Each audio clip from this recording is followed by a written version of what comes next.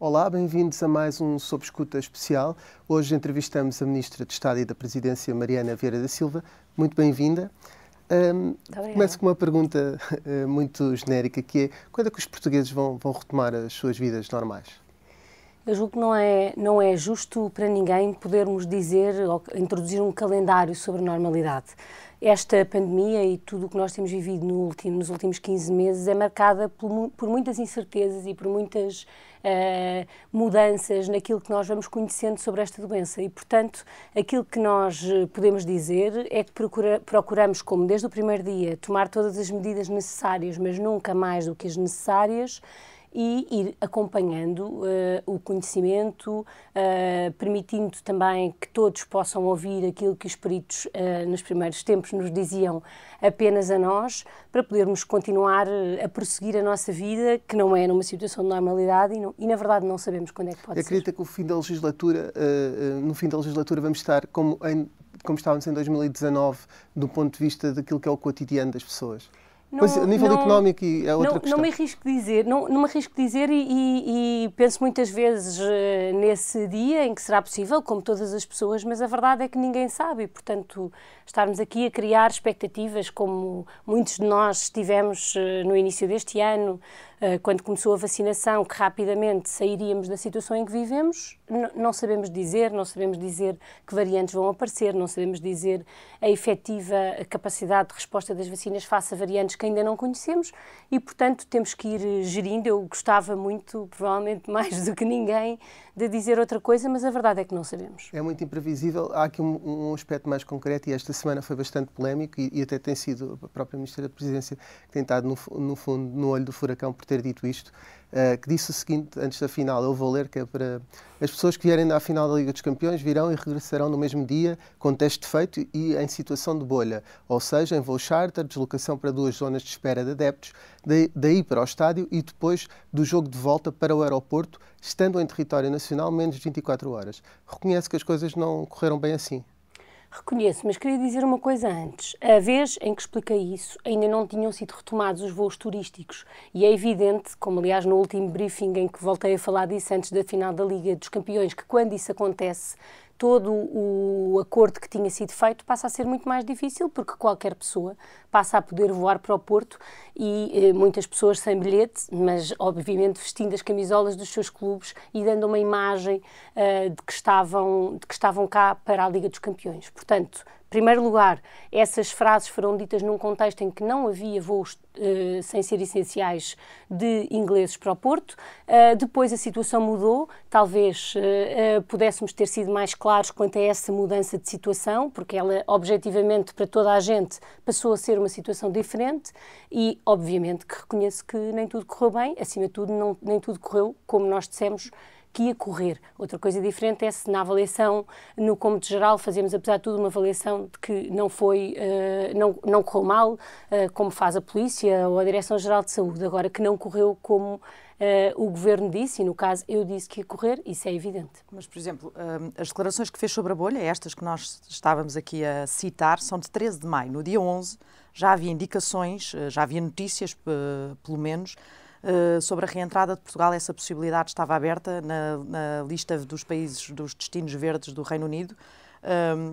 Portanto, o corredor aéreo entre os dois países abriu dia 17 de maio, portanto, 4 dias depois das suas declarações, e a final realizou-se 12 dias depois disto tudo. Certo. Porque é que nesse período de tempo não houve essa adaptação do plano e uma clarificação das suas declarações iniciais? Eu no briefing, imediatamente antes da final, disse-o. É evidente que tudo agora é diferente porque os voos turísticos, entretanto, abriram. Se me pergunta se devia ter dito com mais detalhe, devia, mas é assim. Mas mais do que dizer, a questão aqui é fazer. Porque é que não foi feito um plano que acautelasse? O plano foi sempre sendo adaptado. O plano das Forças de Segurança, a Direção-Geral de Saúde, o acompanhamento no terreno, que obviamente não sou eu que acompanho. Então, outra coisa correu diferente... mal não foram as declarações, foi a gestão que se fez, tendo em conta a informação que se tinha. Não, eu acho que a gestão foi sendo adaptada, não foi dito nada diferente daquilo que eu tinha dito entretanto, mas a gestão acho que foi sendo adaptada no território, Não vejo que não tenha sido. Mas resultou em ajuntamentos, resultou em desacatos até, portanto, muita gente nas ruas.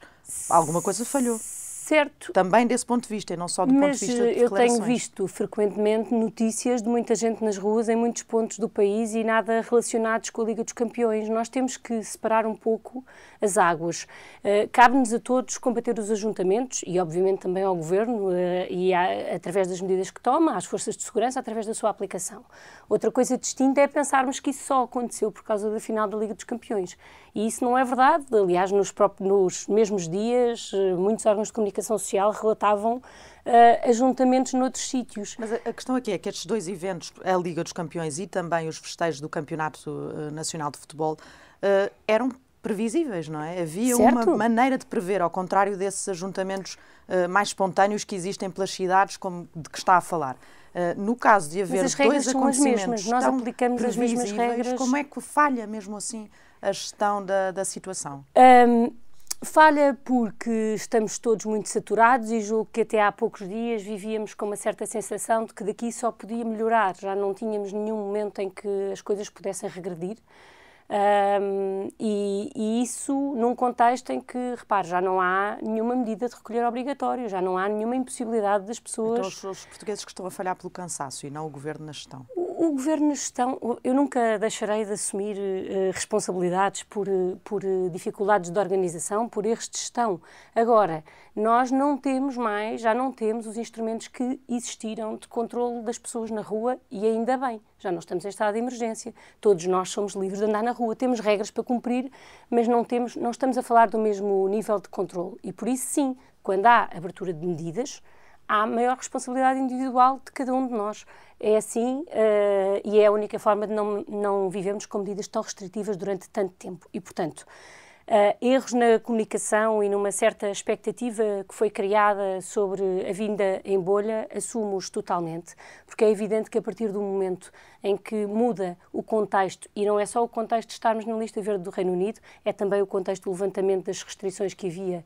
Até há pouco tempo só estavam permitidos voos essenciais e a mensagem podia ter sido diferente. Agora, no que diz respeito às pessoas que estavam no estádio, à forma como vieram e regressaram no próprio dia, aí o cumprimento foi muito elevado. Hoje há relatos, está a falar nas tais pessoas, que 80% da bolha pelo menos foi cumprido, o Primeiro-Ministro disse isso, 80% dessas pessoas que vinham na bolha, mas hoje há relatos nos sindicatos da polícia, elementos da PSP, que são citados pelo Semanário Expresso esta sexta-feira, que dizem que a bolha não funcionou e que não era sequer possível controlar os adeptos, porque estavam nas fan zones e depois podiam sair para restaurantes e misturar-se com o resto das pessoas. Aqui neste caso o Governo está mal informado ou é a polícia que está a mentir quando faz um relatório e diz que controlou tudo? Não vou comentar declarações. O que vou dizer é, quando o Primeiro-Ministro deu esses números, explicou claramente o que é que estava a dizer.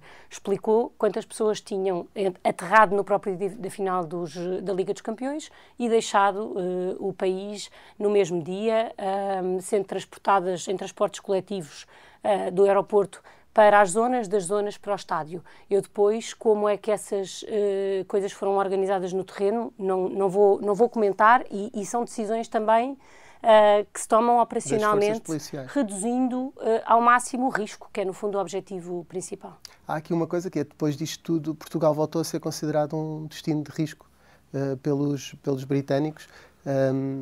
Que tipo de impacto é que estas restrições de voos podem ter para Portugal no turismo? Ainda há pouco estávamos a falar do que era terem vindo as pessoas e dos efeitos que isto pode ter em termos sanitários, agora é o contrário, que é, não havendo estes voos, que impacto é que isto pode ter? Bom, nós, ainda há poucos dias, todo o discurso público que se fazia era sobre a não existência de nenhuma necessidade de medidas, uma vez que as coisas estavam controladas. A verdade é que, mesmo do ponto de vista económico, as baixas incidências são a melhor garantia de que o país tem boas condições económicas. E é por isso que não foi feita nenhuma alteração na matriz de risco para podermos continuar a trabalhar para estar abaixo dos 120 a nível nacional. Quanto à decisão do Reino Unido, o Sr. Ministro de Estado e dos Negócios Estrangeiros já comentou. No nosso entender, os dados referidos não justificam a decisão tomada. Há várias fontes inglesas que até comentam que é por nós termos tanta capacidade de identificar variantes que aqui podemos estar a ser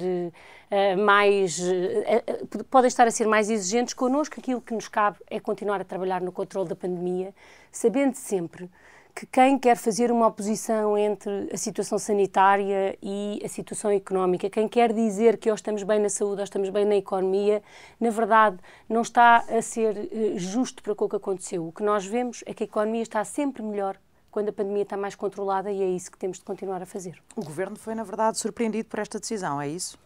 Não estavam à espera que isto acontecesse nesta altura?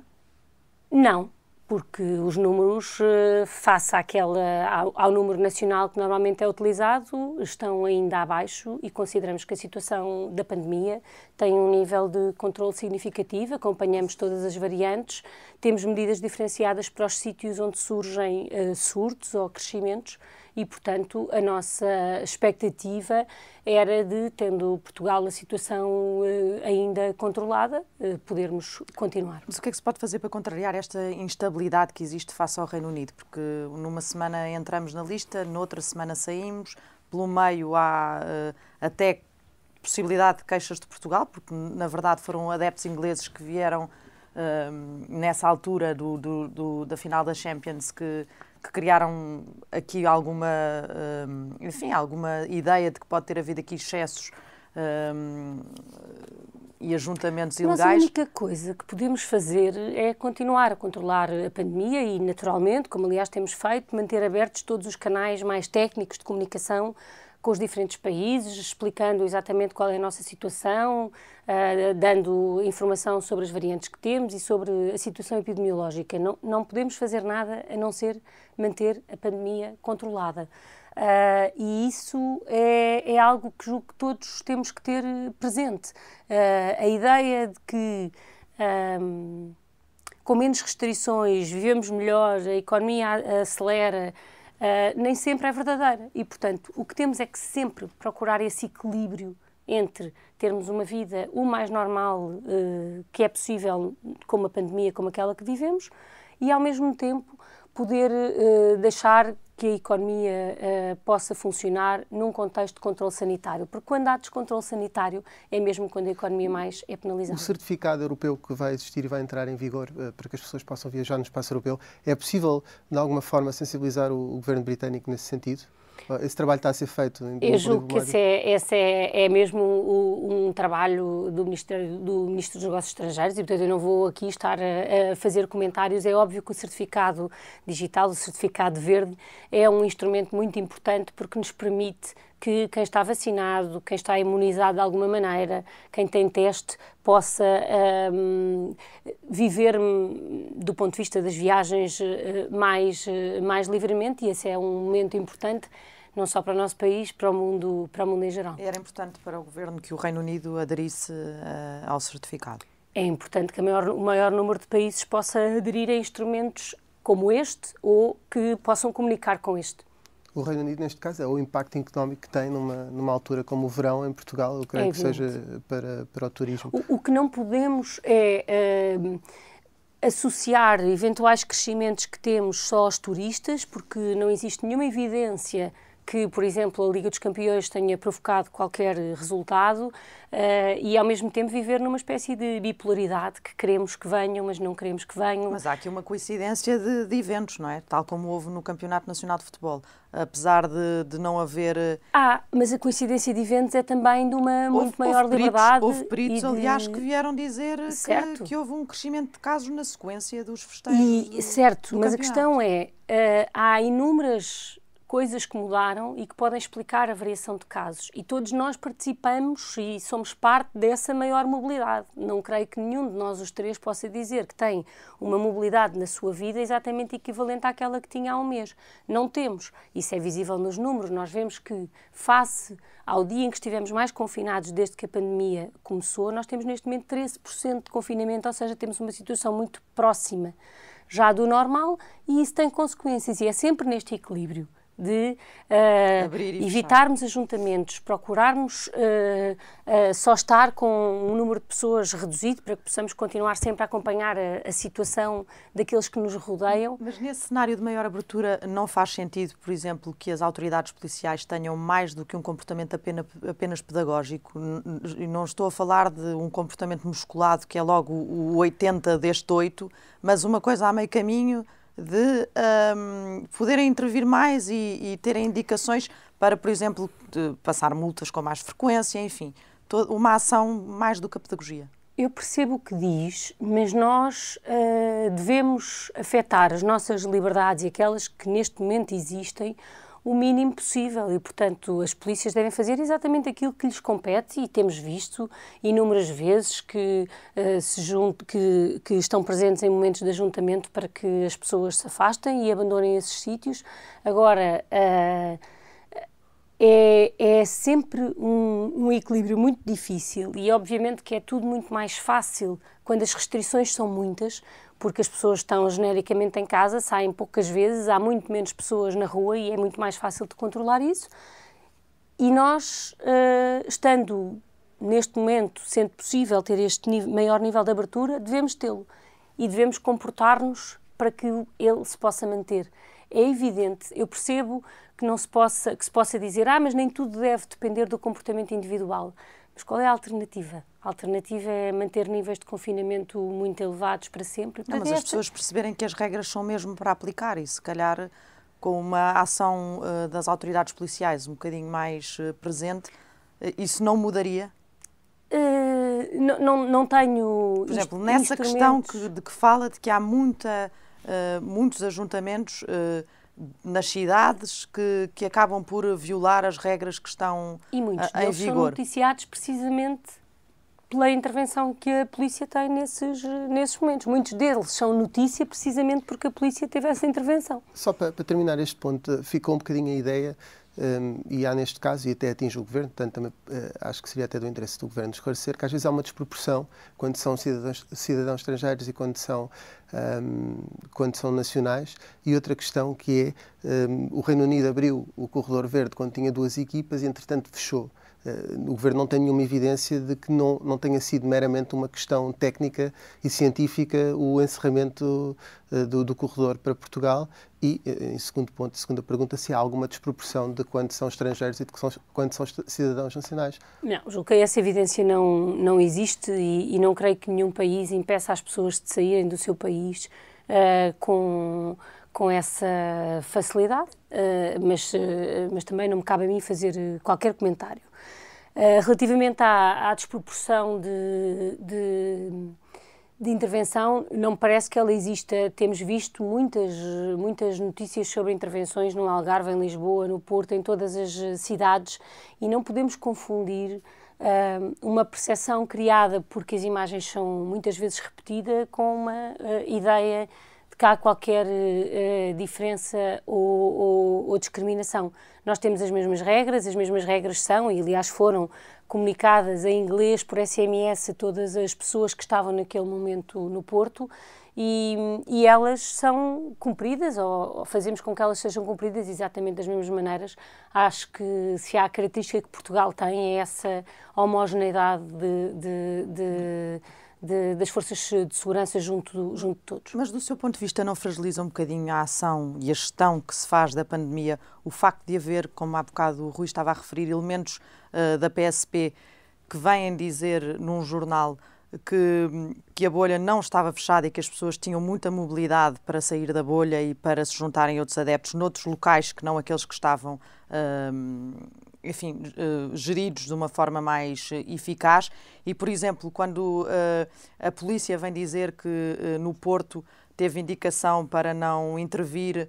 Não fica aqui uma ideia de que, enfim, não há propriamente uma coordenação entre aquilo que é a decisão política e aquilo que é a ação no terreno? Bom, o Sr. Ministro da Administração Interna já desmentiu que tenha dado essa orientação e, portanto, eu não vou fazer qualquer comentário.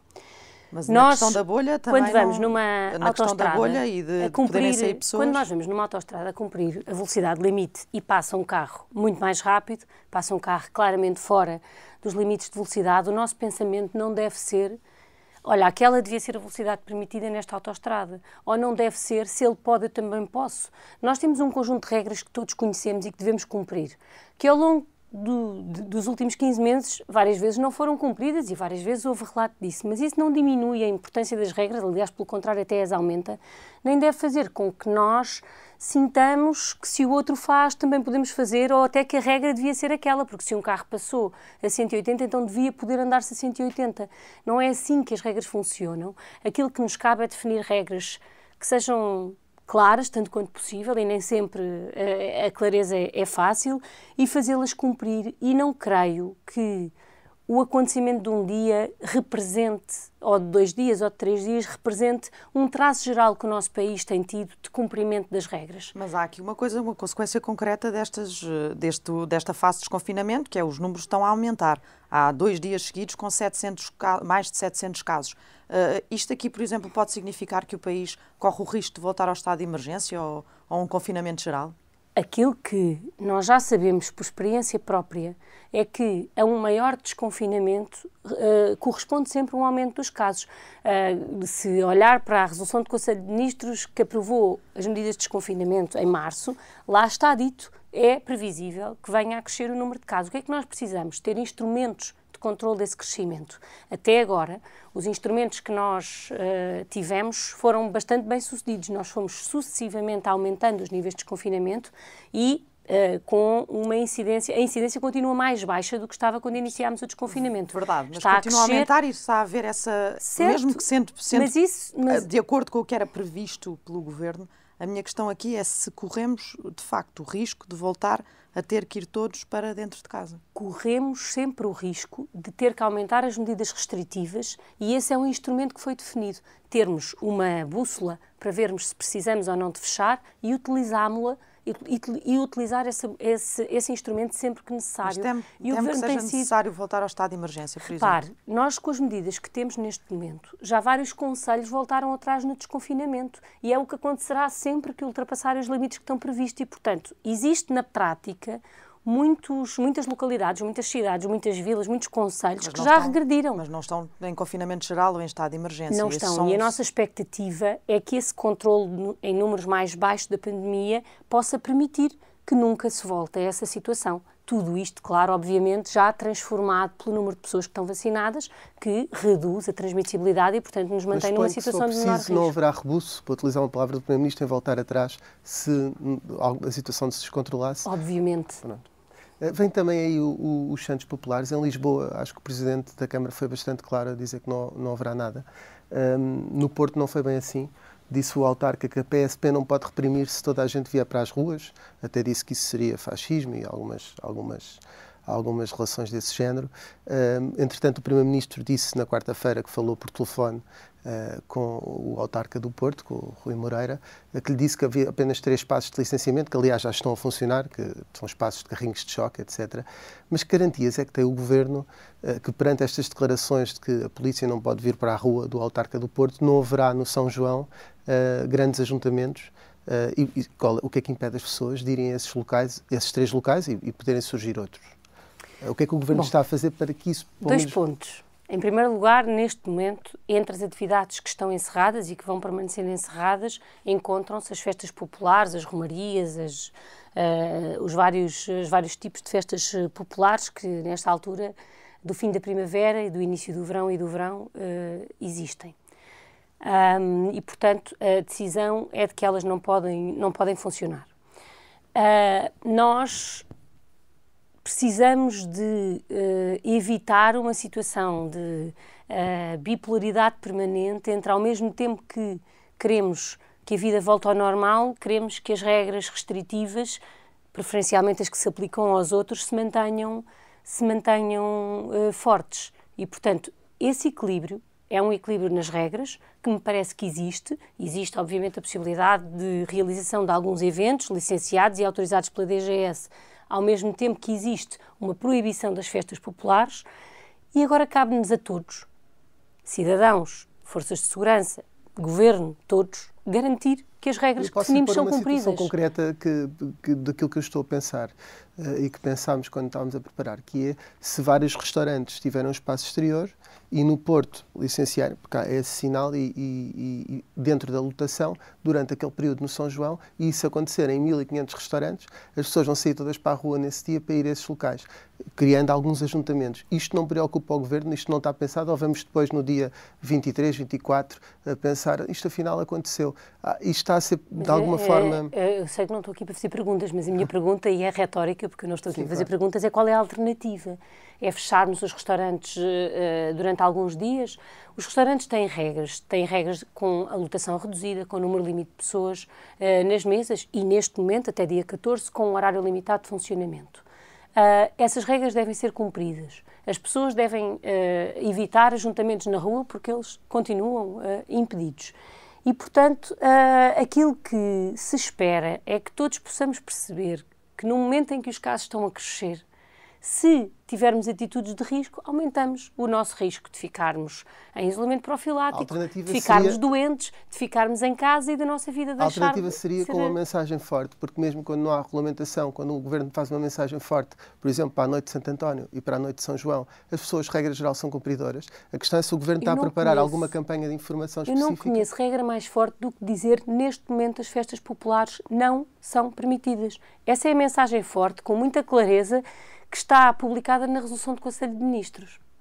Portanto, não esperam fazer uma comunicação específica para esses períodos e dizer às pessoas fiquem em casa o máximo possível ou não evitem ajuntamentos? Julgo que a comunicação sobre a impossibilidade de ajuntamentos e sobre os perigos das festas existe, está em curso, não lhe sei dizer. Agora, eu não me parece que falte clareza quando a decisão do Governo, e é uma decisão difícil, é uma decisão que tem impacto com um setor importante da nossa economia e com a vida de muitas pessoas, dizer que as festas populares não estão permitidas. Há aqui vários casos que vão sempre dar à mesma área, ultimamente, que foi o caso do cidadão ucraniano que foi agredido por inspectores do CEF no aeroporto de Lisboa, a requisição do Zemar, o caso das golas antifumo, ajuntamentos na pandemia com festejos do futebol.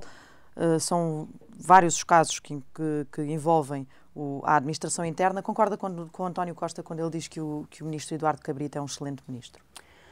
Concordo e devo dizer que, muitas vezes, o facto de uma área governativa estar naquela última linha, na linha de maior presença, não significa que todas as coisas que acontecem possam ser de responsabilidade desse setor. É uma característica dos ministérios que estão no território, que estão no terreno, que estão na última linha da ação, digamos assim, estarem mais sob fogo e sob ataque. Eu julgo que desde 2017, quando o ministro Eduardo Cabrita tomou posse como ministro da Administração Interna na sequência dos incêndios, nós temos assistido a uma capacidade de responder aos múltiplos desafios. Eduardo Cabrita é uma vítima da área que governa, que gera. A questão não é essa. Nós vivemos num momento em que foi pedido às forças de segurança todo um acompanhamento de uma situação completamente atípica, excepcional, que o país nunca tinha vivido, que é, por exemplo, estar em estado de emergência tantos meses como nós tivemos. E isso é uma situação de emergência ou de linha da frente muito significativa, tão significativa como aquela que aconteceu na saúde, e julgo que devemos ter atenção a essa extrema exigência que vivemos nos últimos meses nesta área, na área da saúde, na área social e do acompanhamento de idosos, na área da educação. São momentos de absoluta exceção na vida de todos aqueles que diariamente também desgastam. O Presidente da República disse há dias numa entrevista que, alguns a meio do mandato, os governos costumam fazer remodelações. Vê esse caminho a ser feito pelo Governo? Essa é uma pergunta muito simples de responder por qualquer ministro, porque essa é uma função é uma que cabe de Estado, não é? ao Primeiro-Ministro. Está tudo a uma e, ministra portanto, de Estado. Mas está aqui o Presidente da República, na verdade, a dar um aviso ao Governo. Como é que lê este aviso? É só ao Primeiro-Ministro que cabe toda e qualquer decisão sobre a constituição dos seus governos. Eu pergunto-lhe o que é que acha do Presidente da República fazer este aviso em pleno mandato, em pleno funcionamento do Governo? É uma coisa que não me suscita qualquer comentário. Interesse? É normal, estes governos desde 2015 já tiveram várias remodelações, é uma competência do Primeiro-Ministro e, portanto, é uma pergunta que lhe deve ser a ele dirigida. Avancemos aqui para a questão da moção que foi coordenada por si, da moção que António Costa vai levar ao Congresso do Partido Socialista. Sei que há de esperar que António Costa fique muitos anos como secretário-geral do Partido Socialista, essa é a resposta que eu espero a esta pergunta, mas admite no futuro poder ser candidato à sucessão de António Costa? Bom, António Costa é o melhor primeiro-ministro que o país podia ter, o melhor secretário-geral que o Partido Socialista podia ter, e eu julgo que o Partido Socialista tem múltiplas soluções para o seu futuro. Não Agora, se inclui? Neste momento, é o momento de todos nós e eu, nas minhas responsabilidades governativas e nas minhas responsabilidades partidárias, fazer o melhor que eu posso. Mas e que eu sei. Reconhece o seu papel no Governo, na coordenação política do Governo, próxima de António Costa, coordenou muitos dos documentos que António Costa, desde a moção de 2015, desde o programa eleitoral de 2015 até agora esta moção, foram vários os momentos em que ele a chamou para desempenhar esses trabalhos de preparação da estratégia. A questão é muito simples, se coloca nesse lote, e o lote é extenso, é verdade, mas lote de pessoas que podem suceder à liderança. É uma coisa que... A Rita Tavares fez-me a minha primeira entrevista quando estava a elaborar o primeiro documento, o primeiro programa de governo de 2015, perguntou-me se eu estava a pensar ir para o governo, na altura rime, e isso corresponde a uma certa maneira das pessoas estarem na vida. Eu estou sempre muito concentrada naquilo que estou a fazer e, portanto, não faz, quanto a mim, qualquer sentido dizer eu estou nesse grupo ou eu não estou nesse grupo. Acho que isso é demasiado cedo para dizer. O que lhe posso dizer é que não vou dizer nem uma coisa nem a outra. Mas relembrar esse momento de 2015, então pode acontecer.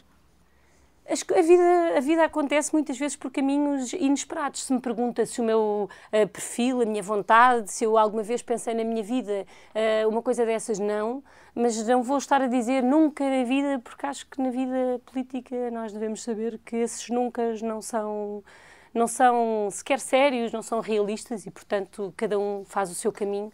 Se me pergunta se o meu caminho mais provável é esse, não é de todo. Ia-lhe perguntar se Fernando Medina tinha as características, porque dos outros 3 nomes, além do seu, que são falados, é aquele que eu julgo que seja mais próximo, a pessoa que será mais próximo, mas, eventualmente, já nem lhe vou perguntar isso, porque a sua resposta não se excluiu de maneira nenhuma, mas já agora, Fernando Medina teria essas características? Sim, claro que sim. Frans Timmermans, vice-presidente da Comissão Europeia, disse em entrevista ao Observador esta semana que António Costa dava um excelente presidente, ou absolutamente um bom presidente do Conselho Europeu. Concorda com...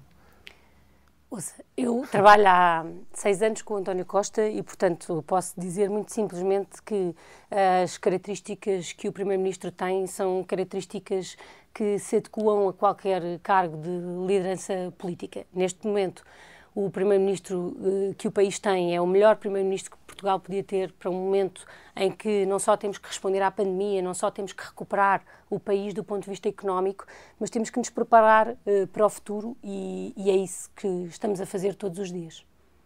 O mesmo vice-presidente da Comissão também defendeu de alguma forma o eurodeputado Paulo Rangel, que o Primeiro-Ministro tinha acusado de fazer parte de uma conspiração internacional contra o governo português. Afinal, na altura, como acusou a direita, era uma estratégia do Primeiro-Ministro para esconder uma situação pior, como era o caso do procurador José Guerra, ou havia mesmo uma conspiração internacional contra o governo português? Eu julgo que nós vemos às vezes crescer fenómenos como esse, seguindo o mesmo padrão de notícias que procuram surgir lá fora para ser seguidas cá dentro e serem permanentemente alimentadas, mesmo quando estão resolvidas, e aconteceu nesse caso, não é o primeiro. Agora, a política também se faz desses momentos e desses instrumentos e dessa conflitualidade. Essa conspiração é combate político? ou partidário neste caso? Acho que faz parte do combate partidário, que se calhar de vez em quando podia não chegar com o tom com que chega aos locais onde chega, mas eu encaro isso como essa parte da vida política que talvez afaste mais gente, afaste mais pessoas, mas que existe. Deixe-nos voltar aqui à moção do PS. Nesse texto que escreveu, diz que o partido se prepara para ficar a gerir a crise. Isto tem um calendário concreto? Há um calendário concreto para isso? Quando é que se prevê que esta crise esteja ultrapassada? Estou a falar da crise económica, evidentemente. Sim. O que lá está escrito são, na verdade, duas coisas. É essa missão de sair da crise e de recuperar e, ao mesmo tempo, preparar o futuro, para preparar o país para as transformações que, inevitavelmente, vão acontecer. Ou seja, a ideia de que não basta sair da crise, não basta... como me perguntavam há pouco, dizer qual é o dia em que vamos ter a nossa vida normal. É preciso ter esse dia, é preciso fazer uma recuperação da situação económica e social, que muitas vezes é mais complexa no pós-crise do que propriamente no momento em que estamos a viver as crises e que os instrumentos de apoio existem. Então, nós precisamos de nos preparar para essa redução da pobreza e das desigualdades, para essa resolução de alguns problemas de precariedade habitacional e laboral. Mas, como disse, o objetivo que está lá também plasmado é ajudar o país a sair da crise e não só ajudar, é concretizar esse passo. Acredita que António Costa ficará além de 2023 como Primeiro-Ministro? Repare, um partido político existe e organiza-se e faz programas porque entende que são as soluções que defende, que são as melhores para o país. E, portanto, aquilo que nos propomos é fazer esse caminho de recuperação, preparar o país para o futuro. Acreditamos que temos as melhores respostas para sair de crises, como já provámos, para recuperar o país economicamente, como já provámos, e também para preparar o país para o futuro. António Costa fica para lá de 2023? Isso é uma pergunta que só se faz ao próprio. Mas acredita que isso possa acontecer? Porque escreveu uma moção dizendo exatamente isso. Acredito que temos um projeto político preparado que vai além de 2023. Isso. Sim, acredito que temos um projeto político preparado para fazer isso. Na mesma moção que escreveu, diz ainda que o PS rejeita a complacência da direita democrática perante uma agenda antidemocrática e xenófoba. Que complacência é esta? Onde é que o PS, ou neste caso, onde é que se vê esta complacência? Eu julgo que se vê em muitos momentos de... Já agora esclareça se é para o PSD, em parte, esta... Não só, mas também. Nós, em alguns momentos dos últimos anos, temos ouvido dirigentes nacionais do PSD, por exemplo, relativizar as diferenças do programa do Chega e das afirmações do seu líder, dizer que não são assim tão diferentes, relativizar, fazer exercícios de desvalorização, ou dizendo que ele não pensa bem aquilo, ou dizendo que não é exatamente assim, ou dizendo que... desvalorizando. E há coisas em que nós devemos ser radicais, e devemos ser radicais na defesa da democracia, na defesa dos direitos de todos a viverem livremente. E quando deixamos passar, quando somos permissivos, quando dizemos não é nada demais, sujeitamos-nos a essa mistura. E é isso que o Rio tem feito? Em muitos momentos, sim. É ir ao mel, é questão dos Açores? Não para é tentar ir, perceber qual é a complacência. Não é ir, é desvalorizar aquilo que é dito e que se considerou sempre, que o PSD sempre considerou inaceitável. É dizer que não é assim tão diferente, como alguns dirigentes do PSD dizem, isso não é assim tão diferente do que defende o PCP, ou do que defende o Bloco de Esquerda, ou do que fez o PS quando fez um acordo à esquerda. E é muitíssimo diferente. É muitíssimo diferente porque o PS, neste acordo, sempre fez questão de preservar e de dizer que preservava todos os seus compromissos internacionais, por exemplo, todos o seu posicionamento face a inúmeros assuntos, como a NATO ou outros. E essa separação de águas entre aquilo que é o património de um partido importantíssimo para a nossa democracia e um certo discurso antidemocrático e xenófobo, esse não marcar de fronteiras é a dita complacência. No Acordo dos Açores, o PSD fez questão de colocar lá a questão dos direitos humanos e de não permitir alguns desvios. Mas falava de ser radical. Ser radical é defender a legalização do Chega. Há figuras do PS, nomeadamente Fernando Medina, que já admitiu que essa possa ser uma possibilidade e que possa ser uma discussão que possa ser feita. Concorda com isso, com o processo de legalização? O que concordo nós temos uma Constituição que define claramente os princípios pelos quais nós nos devemos reger e ela deve ser respeitada. E isso não é defender a legalização de um partido, é dizer que nós devemos sempre garantir que aquilo que a nossa Constituição diz sobre essa matéria é cumprido. Fora isso, é diferente não fazer um combate político a certas ideias e pactuar com elas ou calarmos perante elas, de defender a ligação de um partido. Não escolheria que o Tribunal Constitucional ilegalizasse o Chega? É uma competência do Tribunal Constitucional, é a Constituição que lhe o atribui e é aquilo que eu espero... Deve ser suscitada essa... Se alguém considera que a deve suscitar, é como em todas as questões que nós suscitamos no Tribunal Constitucional. Nós, qualquer instituição capaz de o fazer. E, portanto, a minha questão é, a lei deve ser cumprida, ela é fundamental por maioria da razão.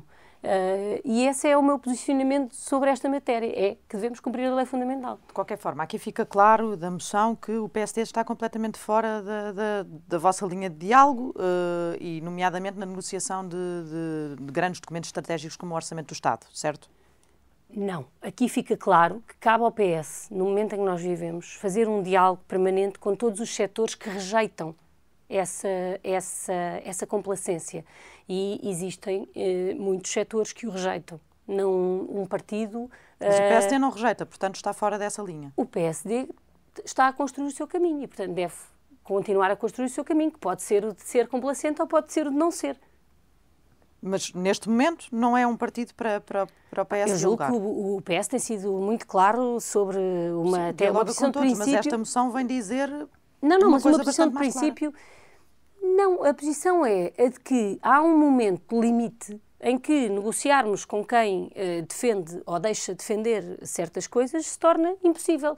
Agora, não é que não seja possível negociar tema nenhum. Mas é que a moção depois não diz só isto. Também acrescenta uma coisa, que é negociar à esquerda, que é o caminho...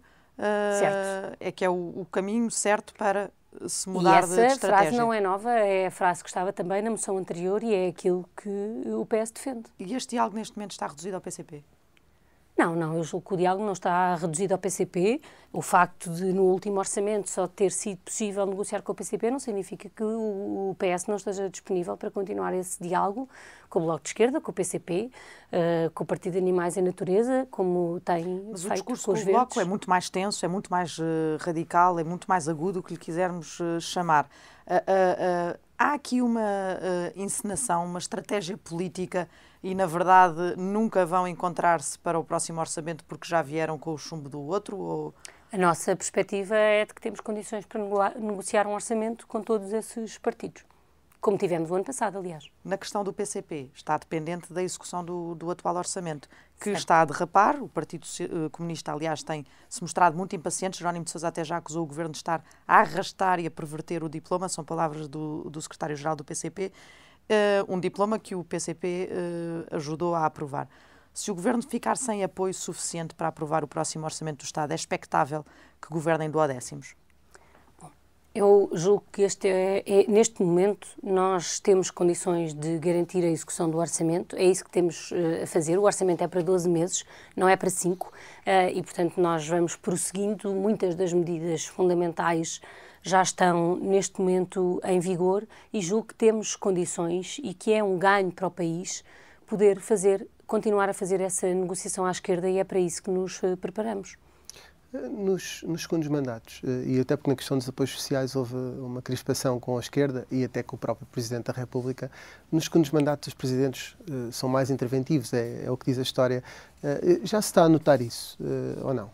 Na relação institucional entre o Governo e o Presidente da República? Não, a relação institucional entre os órgãos de soberania é um dado, corre muito bem, corre especialmente bem no nosso país.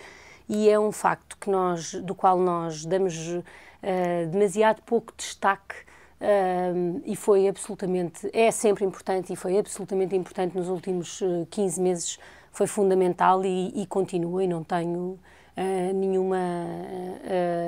não tenho absolutamente nada em que se possa notar essa diferença. Não teme que o próprio Presidente possa ser complacente um dia com uma alternativa que também inclua esse partido? Que tanto, neste caso, excluiu o PSD do diálogo com o PS? Eu julgo que o PSD sempre representou essa fronteira com esse pensamento e a minha expectativa é que possa continuar a representar, porque o país precisa de uma alternativa à esquerda e à direita que não tenha essa complacência. E, portanto, a minha expectativa é que o PSD possa fazer esse caminho e defender aqueles que são os seus princípios fundamentais. Não queria aqui acabar sem lhe fazer uma pergunta sobre uma coisa concreta que ontem, aliás, foi comentada pela líder parlamentar do PS, Ana Catarina Mendes, que tem a ver com a maneira como o ministro Pedro Nuno Santos criticou a Ryanair,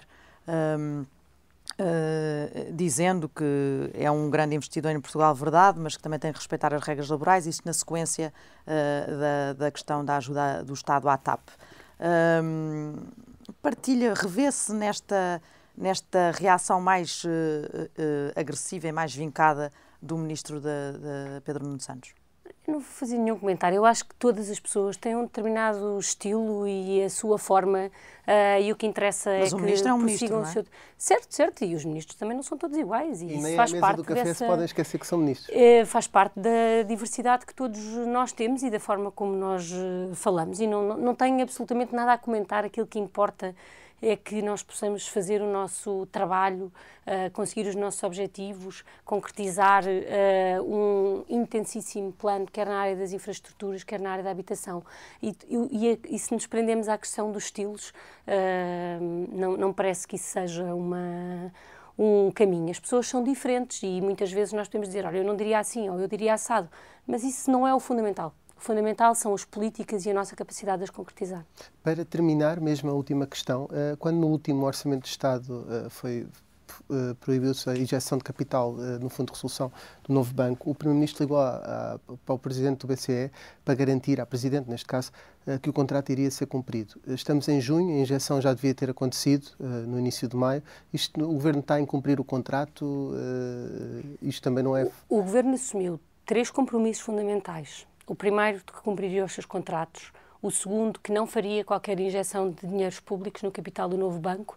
E o terceiro, que tomaria em conta as diferentes auditorias que estavam em curso. E é no cumprimento destes 3 objetivos que estamos a trabalhar. Mas já está a falhar no primeiro, está a incumprir o contrato da injeção, ou não? Não, porque o acerto de contas, a identificação do valor ocorre numa troca de informações entre as várias partes e só quando está concluída é que é possível. Ainda não há informação suficiente para que essa injeção possa ser feita, é isso? Da parte do Fundo de Resolução? Sim, há.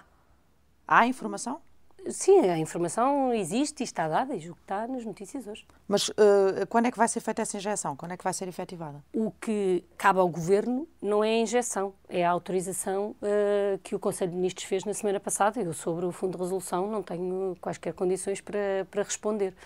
Mas a decisão tem avançado e já teve um dos passos importantes, que era a autorização. A autorização. Okay. Mariana Vieira da Silva, muito obrigado por ter vindo a esta entrevista ao Observador.